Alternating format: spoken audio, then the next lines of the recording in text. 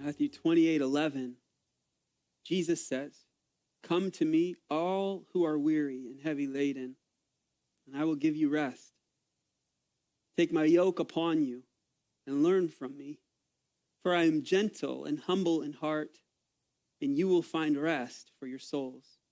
For my yoke is easy and my burden is light." A burden is a heavy load. It's a heavy load that's carried, and the definition of a burden is that with which comes to pass by great obligation or difficulty. It's a heavy load that we carry that has obligation and difficulty all up in it. A burden that you place upon another is to load someone excessively to the point of discomfort. If I place a burden upon you, I'm making you uncomfortable excessively. We understand what a burden looks like personally. We have the burden of expectations to outdo, to outperform, to outwork. And in the process of those expectations, often finding ourselves without. We carry great burdens even in our day.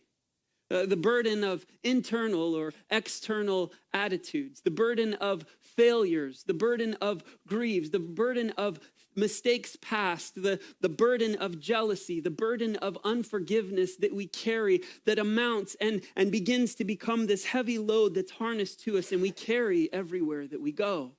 It's a burden, it's heavy. Much like the man that we saw in the video who was carrying a load, ultimately as things add up and stack up, the burden becomes so great that it renders us immobile. It causes us to be stuck. And in the midst of each burden, there's a desire to see things different, to be released from that burden, to be released from that heaviness, for the things to be cut off, for the things to be removed from us, yet we find ourselves stuck. And it's limiting our effectiveness. It's pulling us down when all we want to do is rise up. It's pulling us backward when all we want to do is move forward. There were articles that came out in the 1980s about what life was going to be like when the fruition of the technological advancements people were working on would be like. What are we talking about? The information age, the information highway, the internet, everything at our fingertips, on our phone, available to us the moment that we call Siri. It's all right there. And so they wrote articles about what life was going to be like when all of this came to pass. And there were articles that came out about the glorious 20-hour work week that was coming. Because the computers would accomplish so much for us that we would be able to do less and we would be able to focus on the things that were truly important. What we've known is that the rise of information, the rise of technology, the rise of computers and the internet has only increased the expectations in and over us. No, we didn't go to a 20-hour work week. We went to a 50, 60, some 70 plus hour work week. It's a heavy load that we carry, and we pick up in Matthew chapter 11, verses 28 to 30. And we hear the words of Jesus to those in his day who were carrying a burden that they could not carry. They were carrying a heavy weight that was far too hairy and heavy for them to carry alone. The weights that were being placed on those who sought to be right with the Lord, those who sought to be in the Lord's good graces. The burdens that they were carrying were far beyond what they could carry on their own. There was legalistic law keeping. There was a burden of self-righteousness that people needed to live with a great level of self-righteousness. And what it was bringing was unrest to their very souls. They didn't know which way was up, if there was up at all. It's been said that the Pharisees had imposed over 600 rules and regulations on the Sabbath day alone. The Sabbath day was the day of rest. It was a day where people were supposed to rest and be with the Lord. Yet even in that day, people didn't know what was right, what was wrong. We'll talk more about that in a little bit. Jesus said to those in his day and for us today that all who are weary, all who are heavy laden can find rest for their souls in him.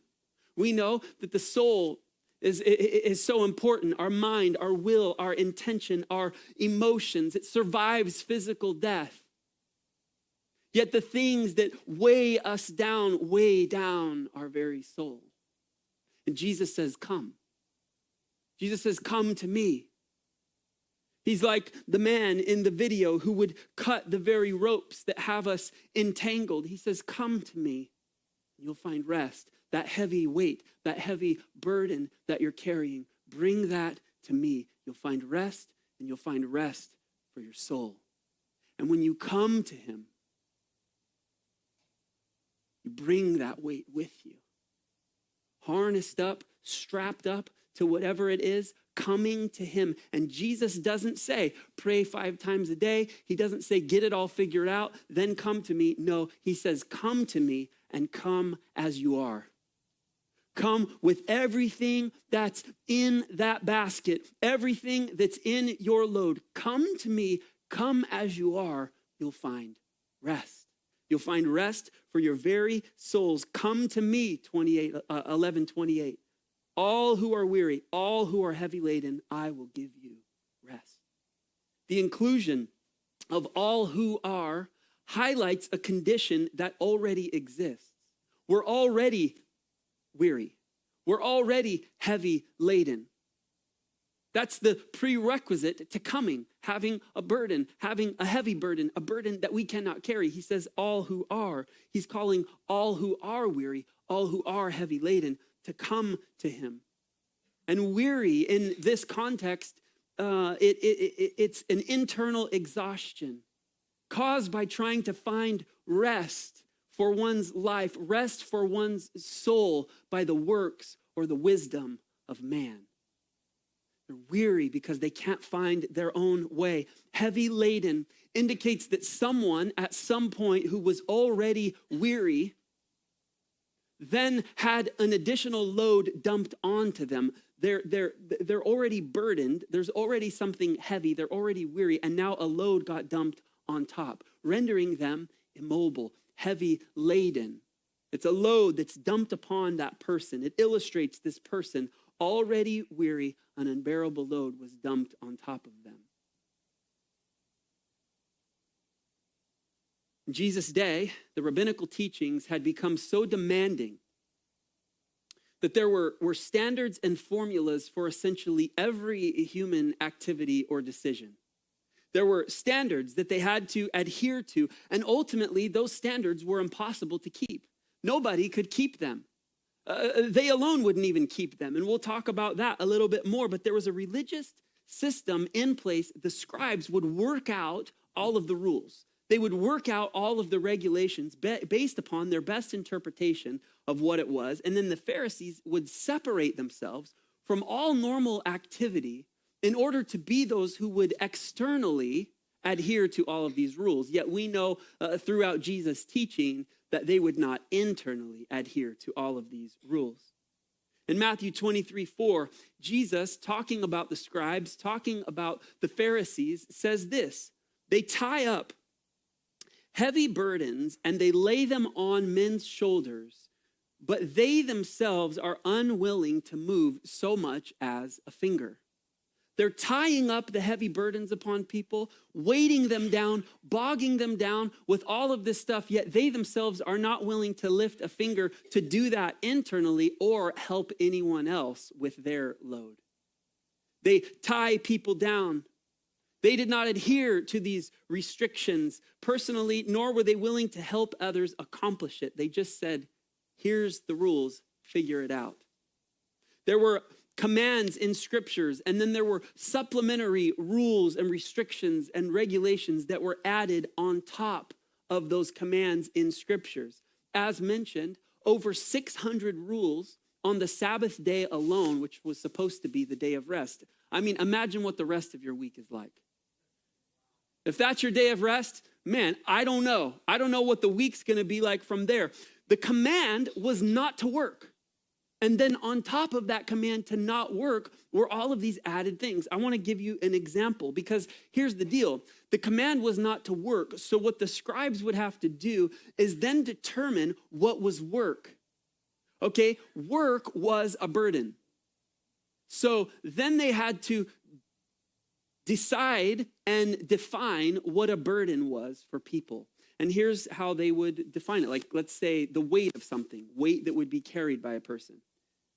It was food equal to the weight of a fig, enough wine for mixing in a goblet, milk enough for one to swallow, honey enough to put on a wound, oil enough to anoint a small member of the body, ink enough to write 2 letters of the alphabet, reed enough to make a pen. You get the picture. To carry anything more than this was to break a law on your day of rest. We'll talk more about that in chapter 12. Breaking the law meant that you were then not right with God. You had failed. You had broken the law. You were not right with God. And so people would spend all of this time trying to decipher what was right, what was wrong. It was not possible to cover everything. And so there were much debates and there were many conversations about what was a burden. Even like if you needed light on one side of the room, but the lamp was on the other side of the room, would you be able, without sinning and breaking the law, to move the lamp from one side of the room to the other side of the room? You get the picture. I need light over here, but I can't carry a burden because I will break the law. It had become the essence of religion. It had become the essence for the scribes, Pharisees, the religious elite of what it was to be right with Jesus. Jesus comes in Matthew 11 and says, all of you who are weary, all of you who are heavy laden, come to me. He says, come to me, that you would find true rest, that they would find true rest in him. That true rest comes from him and him alone. And not only that, they would find holiness in him. Hebrews 4, 1-11. They would not find rest in the heavy and overwhelming burdens that they were carrying.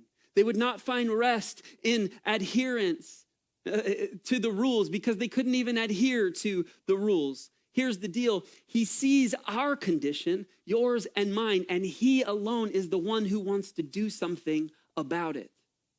He's not like the Pharisees who would lay a heavy burden on someone and not lift a finger. He lifted much more than his finger. He laid his body down for all mankind, for all who would come to him so that they could have true rest, so that they could have salvation for their very souls, so that they could go beyond into eternity, have a hope that is eternal.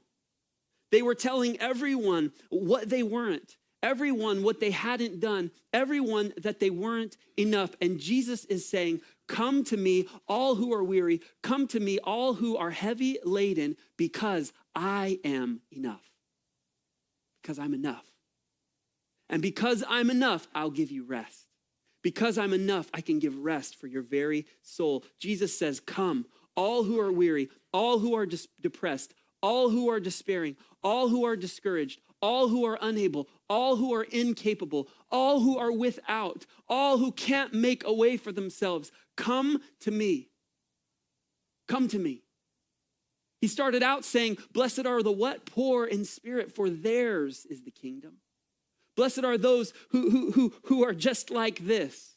Blessed are the despairing. Blessed are those without hope. Blessed are those in need. He says, come to me when you're in need. This is in contrast to the way of the scribes, the way of the Pharisees. This is in contrast to our world. What does the world say? You're depressed, you're down, you're all in the dumps. Don't come here with that. You keep that stuff. Go talk to somebody. Don't talk to me. What? You had a rough day? Well, guess what? I'm having a good day. I don't want you to bring me down. I don't want you to bring me down right now, so just keep that over there. When I'm having a bad day, then I want to hear about your bad day so I can feel better about myself. Uh-oh, did I just say that? Oh my gosh. Man, there's something called social media depression. It's a real thing. Did you know that? It's a real thing. Why? Because people go on social media and they see everyone's highlight reel. It's like when I watch ESPN and I see the highlights and the way that people dunk, I could never do that. Guess what? When we go on Facebook, social media, we're seeing everyone's dunks. We're seeing everyone's, you don't watch basketball, I know, but we're seeing their triple double. We're seeing like them break all the records. Like, look at me, my selfie stick. I'm looking good today. It's a good hair day. Let me post that on social media. If you have a selfie stick, God bless you. Use it for Jesus. Use it for Jesus. Here's the thing. The world says, if you're depressed, if you're down in the dumps, don't come at me with that. And we have all of these comparisons. We have upward comparison, right? Which makes us just feel bad about our situation. Then we have downward comparison, where we look at someone who in our mind is having a worse time off than we are. And that's supposed to make people feel good about themselves. And then we have lateral, just right in the middle, like, oh yeah, they're right where I'm at. I'm tracking with those people. And what the, quote, experts have found in their research is that no matter if you're comparing upward, downward, or in the center, when you log off, you're finding yourself depressed. You're finding yourself depressed, but guess what? That's when we compare ourselves to these people. When we come to them and try to find some sort of assurance in the life of another person. But Jesus says, don't go to another person, come to me. You want to look at something? Look to me, come to me. If you're weary, if you're heavy laden, if you're depressed, get to Jesus, come before him. He knows many are weary and he says, come. The world doesn't say, come. Man, I got to be honest. Sometimes it's hard for you and I to even say come in the midst of that. Why? Because we're feeling heavy ourselves. And so what do we need to do? We need to get to Jesus. And I'm so thankful that he says to you and to me, come. You weary? Come. You heavy laden? Come. Just get to me. He knows what it's like to be weary. And so he doesn't say, if you're weary, run to me. He doesn't say, if you're weary, jog to me, or skip, or hop on one foot, or get it all right, get your hair done, and then come and talk to me. No, he says, if you're weary, you just come. You just come as you are. You just come right where you are. And here's the thing. Jesus, the one who made the way for us to be able to come to him. Scripture says the veil was torn in half. That veil that was between us and God, we can go to him right now. Are you heavy? Are you weary? Are you heavy laden this morning? Guess what? You can just come to Jesus right where you're at. Lord, I'm weighted down. I'm bogged down. You can just come to him and he will give you rest. Rest is to cease from action, motion, labor, or exertion. To enter God's rest is to cease from trying to make a way for yourself, to stop trying to earn your own salvation, to stop trying to make it about your works or the things that you can do, and enter into his rest the way that was made by him, through him, resting in him. I understand that I am poor in spirit. Lord, I'm coming to you. I got nothing. I had nothing when I came to you, and I have nothing still. God, you're the only rest that I have. Psalm 46:10, cease striving and know that I am God. Cease striving. Stop trying to make a way for yourself. Know that I am God. And Jesus made a way. Salvation, rest for your souls is not found through the Pharisees. It's not found through their ways. It's not found through the rules of man. It's not found in a creed or a ritual or any other thing. It's found in Jesus alone. Salvation is found in him. Salvation is found in Jesus. He is the one whereby we are able to enter into salvation. Rather, it's found in him, and he beckons you. The one who made a way doesn't say, stay away until you get it all together. No, he says, come. Just come to me. Just get before me. Bring that basket, whatever's in it, come to me. I want to cut it off. I'm making a way for you. He says, lay it all down. Come to me. Come as you are. And when we come to him, and when we come before the Lord and we bring that all before him, we have the opportunity to let Jesus lighten our load. Are you carrying something heavy today? Let Jesus lighten your load. Let Jesus give you the peace that surpasses all understanding, rest for your weary soul. The worries, the anxieties, the stresses, the things that weigh down upon you heavily. He's the one who can take those very things away. He's strong enough. He's strong enough. And he says, take my yoke upon you. Take my yoke upon you and learn from me, for I am gentle, I am humble in heart, and you will find rest for your souls. My yoke is easy, my burden is light. If what I'm carrying is an overwhelming burden, if what I'm carrying has rendered me immobile, I'm stuck, I've nowhere to go, I can't take one more step forward, what I'm carrying is not from Jesus. How do I know? Because he says the yoke that he puts on is easy. The burden that he gives to us is light. If I'm carrying something that's overwhelming and heavy, it's not from Jesus. It's not from Jesus. A yoke was a heavy wooden harness that would be put on an ox or oxen. And it was this bar that would come across, and there was this U-shaped sort of bracket that would go around the ox or oxen's neck. And often two oxen would be yoked together. And so there would be this U-shaped bracket with two kind of U-shaped deals that would go around the ox or oxen's neck, and they would carry a load. They would carry a heavy load. How do I know it was heavy? Because people would use an ox or an oxen to do it. So it had to be too heavy for us. Anyhow, they are yoked to this thing that's very heavy, and they are pulling this thing that's very heavy. Jesus says, take my yoke upon you. So let's think about two oxen who are together, and they're carrying a load. Let's say that one's not really pulling their weight. All of the burden is on you. All of the burden is on your shoulders. And often we are yoked with the world, expecting the world and the things of this world to lighten our load. But it's just becoming heavier. It's just making us heavy laden. Jesus essentially is saying, yoke with me. Let me take the weight. Let me be the lead. Let me go in front. My burden is light. I will lead you in that. Many of us have the yoke of the world around our neck. It leaves us burdened, overwhelmed, and depressed, afraid of our next mistake. If our next mistake might be the last, that continual weight that continues to be added on, the continual weight that continues to be added on to our days, and we just can't go forward.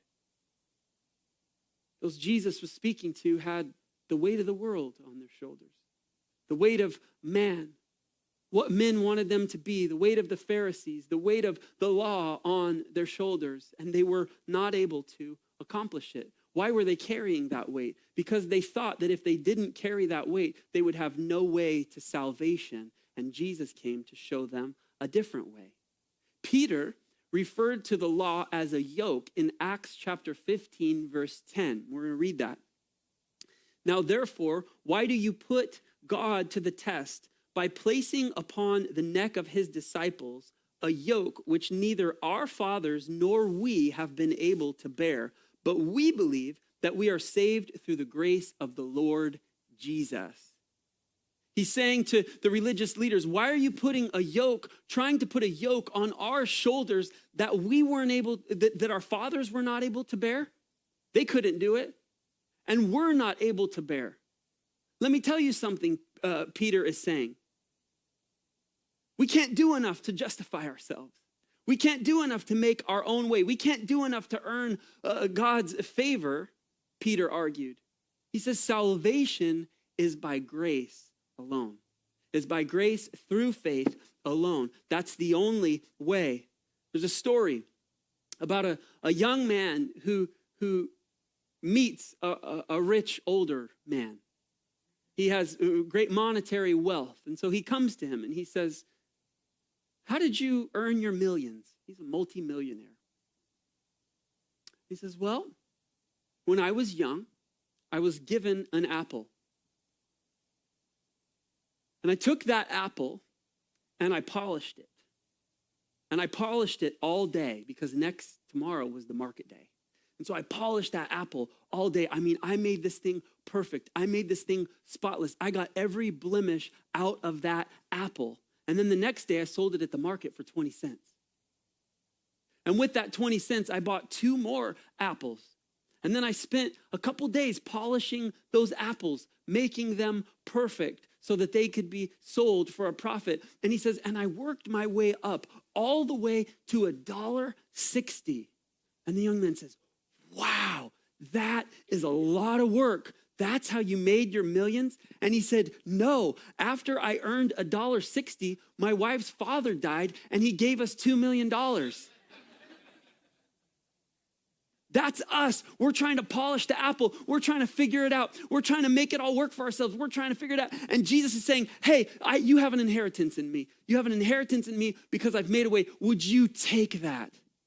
Would you receive the inheritance that I have for you? That is just like us. We are rich in God, not because of our own fasting, not because of our own praying, not because of our own devotion. There is one prayer that we pray, and that is, Lord, I receive you as my God and my Savior. It's not about the works that we're doing. It's not about the works that we've done. We trade all of that in for an inheritance that's in him and in him alone. We are rich because of the grace and the mercy that comes from Jesus and the grace and the mercy that comes from him alone. And guess what? Because of that grace, because of that mercy, I want to do everything that I can to share the good news of Jesus. I want to do everything that I can to walk in the way that he would have me go. But I understand that my works are not what's going to get me there.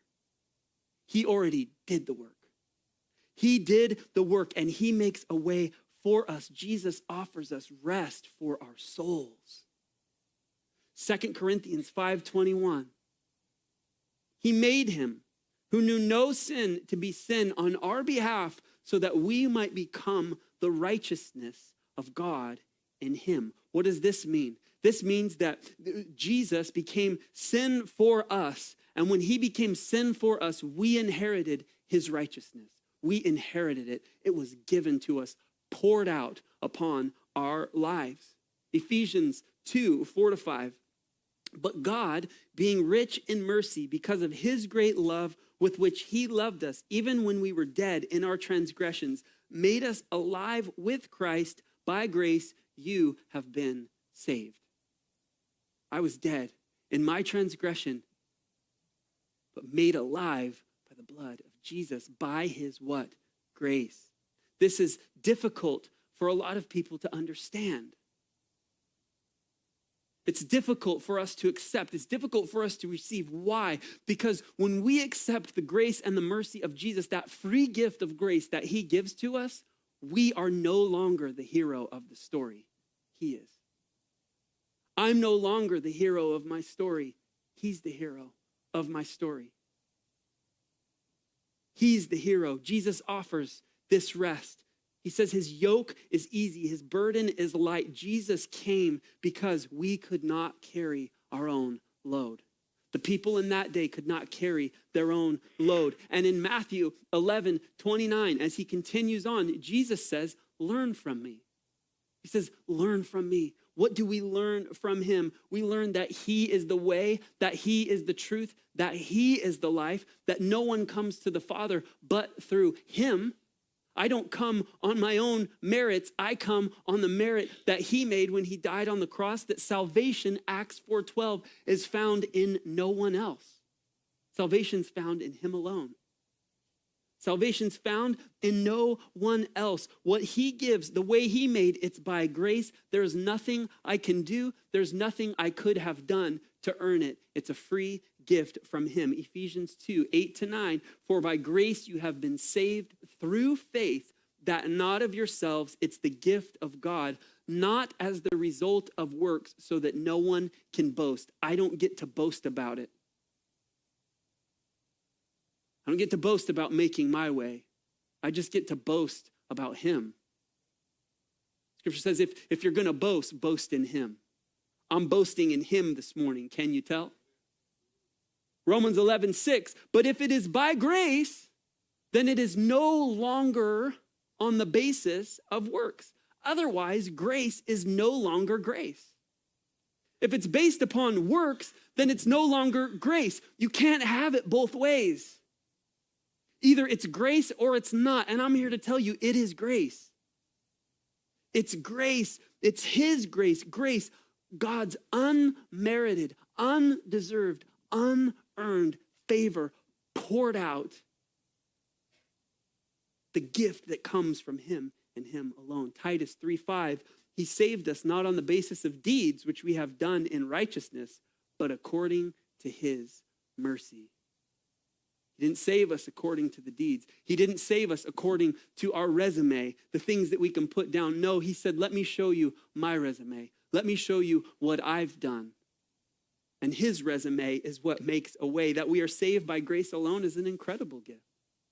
It's an incredible gift. Salvation is his gift to give.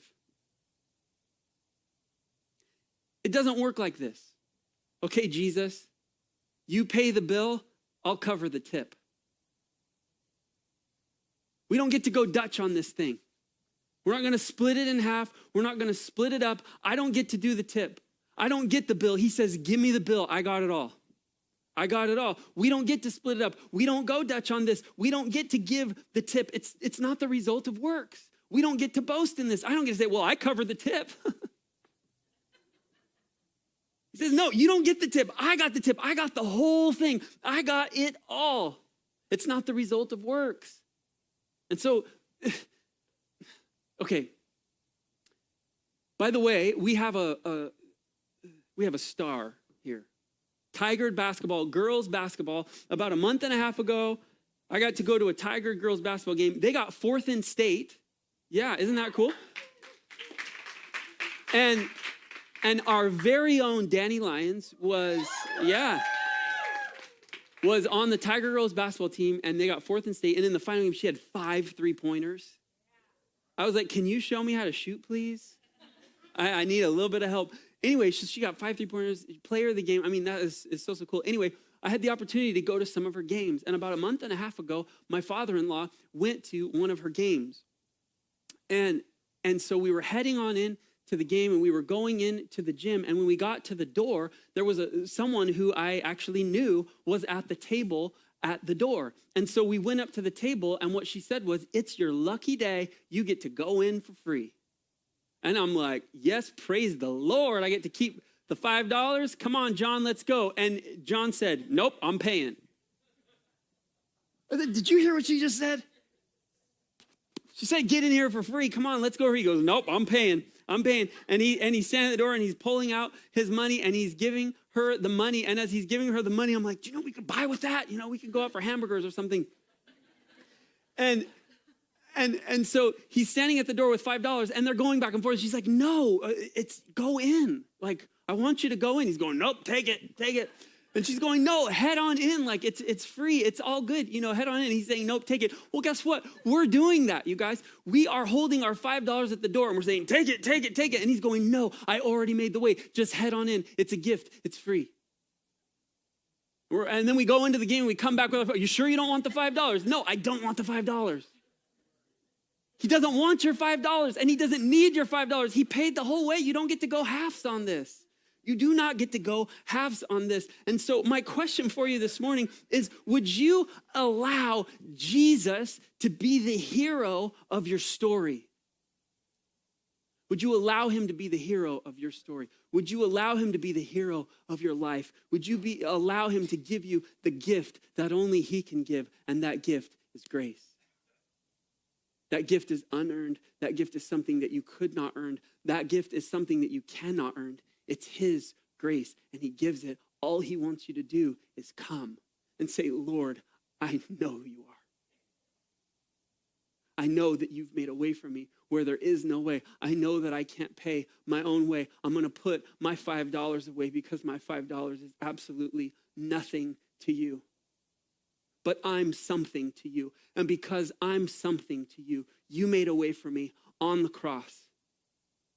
Yes, I receive your grace. Yes, I receive your mercy. Yes, Lord, have your way in my life. Your will be done. Your kingdom come.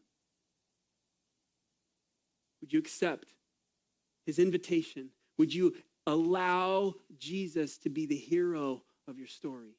Would you allow Jesus to be the hero of your life? Because there's an inheritance waiting according to the riches of his mercy. And so I'm asking you, I'm calling you, I'm telling you to find rest in him alone. It's not on your own merit. It's not on your own way. Find rest in him alone. And he says, because I am gentle, I am humble in heart, you'll find rest for your soul. My yoke is easy. My burden is light. What are you up against? What are you carrying? What load has you weighted down and bogged down? Are you waiting for the next ball to drop? Are you on edge? Are you waiting for the next person to cross you so that you can just unload all of that stuff on them? Or are you willing to give it to Jesus and let him unload his grace and his mercy over your life, poured out?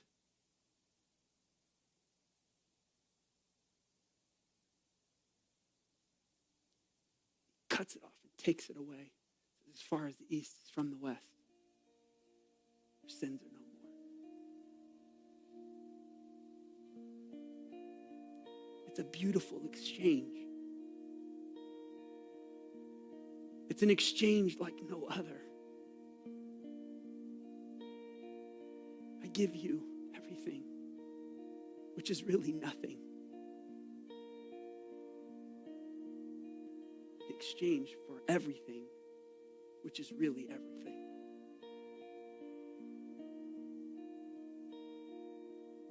So just come to me.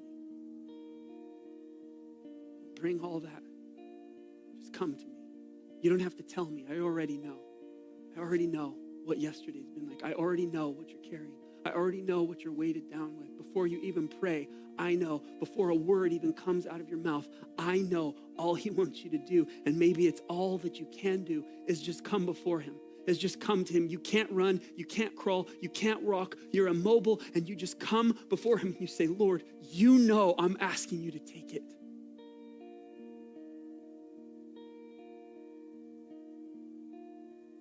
You're the light. Light of the world. You're the light of my life. You're the one who would make a way where there is no way. And Lord, I do not want to get in your way. I want to get out of the way so that I can see you reflected in my life. There was a story, famous but fictitious story, about a battleship crossing the Atlantic off the coast of Maine. And it's going through the sea, and it sees a vessel ahead. And the vessel ahead, it sends message to the vessel ahead and says, turn your vessel 10 degrees to the east. And the vessel responds, turn your vessel 10 degrees to the west. The admiral of the battleship, after that message was sent back, no, change your course 10 degrees to the east. Comes back again. Change yours to the west. He's frustrated. He's upset that this vessel is not willing to move 10 degrees to the west. And he barked to his people. He said, tell them that I'm an admiral. Move your vessel 10 degrees to the east. And the person comes back and says, I'm a seaman, 3rd class. Move your vessel 10 degrees to the west. And he says, signal them and tell them that I am a destroyer battleship. Move your vessel. And the word comes back, I'm a lighthouse. You might want to move. Jesus is the lighthouse. And we have the opportunity to understand that reality. That we're not going to get through him.